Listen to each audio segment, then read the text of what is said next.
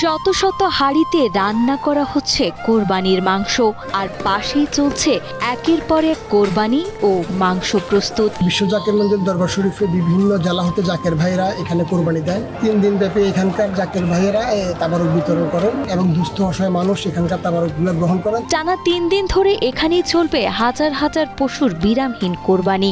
ঈদের দিনে নিজের পরিবার পরিজনকে রেখে ভক্তরা এখানে ছুটে আসেন শুধু একটি বিশ্বাসে, মহান রাব্বুল আলামিন তাদের মনের বাসনা পূরণ করবেন। 3 দিন ব্যাপী এখানে কোরবানি চলবে। এখানে হাজার হাজার কোরবানি হয়। একই সাথে আপনার হাজার হাজার কর্মী সেখানে আপনার স্বেচ্ছায় বিনা পারিশ্রমিকে এখানে খেদমত করে থাকেন। শুরুতে কম পশু কোরবানি হলেও এখন তা বিশাল আকারে রূপ নিয়েছে। এই বিশাল কর্মযজ্ঞ আর মহামিলন মেলা বসেছে ফরিদপুরের আটরশিতে অবস্থিত বিশ্ব জাকের মঞ্জিলে।